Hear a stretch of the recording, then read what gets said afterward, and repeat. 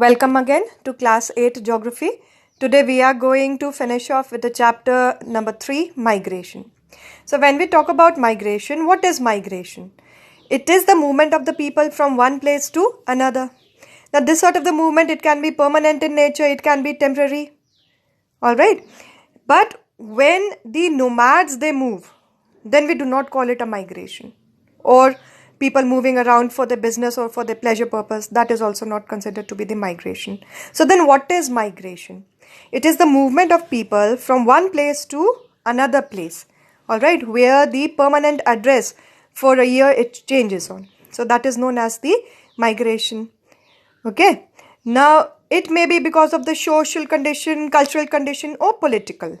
Migration, it can be temporary in nature, or it can be permanent, that permanently people have settled across some other region of the world or within the country itself. Okay, so it could be both national or international.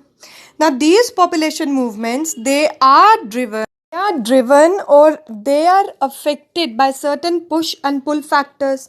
Now what are these factors? They explain why people they move from one place to another place.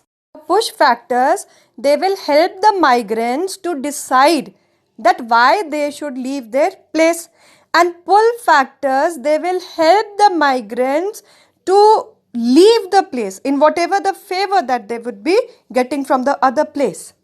Push factors, it can be like the wars or poverty or unemployment, lack of educational institutions.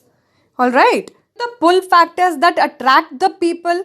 Now they are maybe the people they feel safe at a certain place, political stability is there, freedom is there, higher wages they are paid, more job opportunities is there, better standard of living is there. All right, better quality of life. So these are all the push and the pull factors. Types of the migration, the various types of the migration, they involve the number of the people, the migrants, why they are moving, their reason, and the time that they have spent in migration. All right. Now keeping in this features in mind, then we have the emigration, immigration, illegal immigrants, and refugees.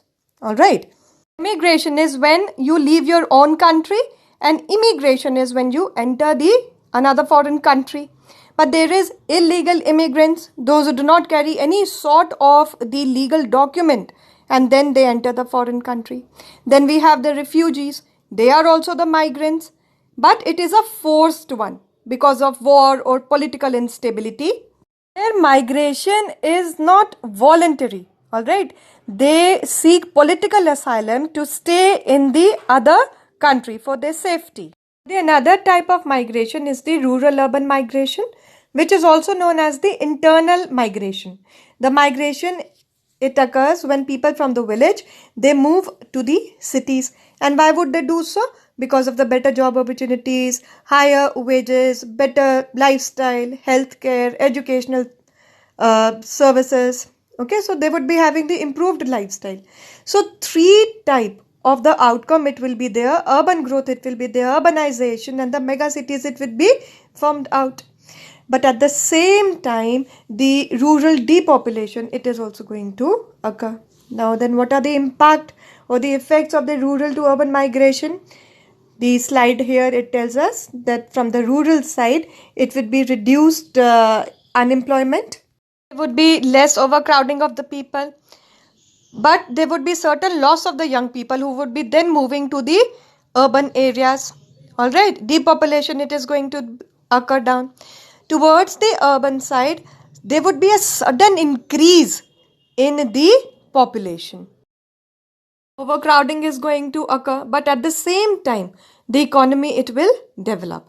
All right, because the migrants, then they are going to contribute in to the developing of the cities, and the slum areas where the migrants they settle down, it is going to be increased. Now the same way we could see the effect of it with the example of Delhi and China. All right, so what happened in Delhi? Because of the rural to urban migration, the mass or the crowd of the people, they got to settle over there. in the increase of the slums, then the problems of the water and the drainage and sanitation, unauthorized colonies, they sprang up. Same thing happened in China. The crime rates, they increase. All right. Then in China, the mass migration, it had a great impact on the rural development in number of the ways. All right. There was the loss of the labor, household structure, it changed up, gender structure, it changed, off farm income, it stopped. All right, industrialization, though it gave many of the opportunities, the urban centers over in China, they expanded because of it. All right, loss went to whom? Loss went to the rural side of the China, where the agriculture, the farm workers, the people who were working on the farm, they shifted on to the side of the cities. All right, so the economic efficiency, it improved over there, but the villages, they started to lag in. So that is what the effect of the migration into the states of Delhi and into the country of China, it occurred.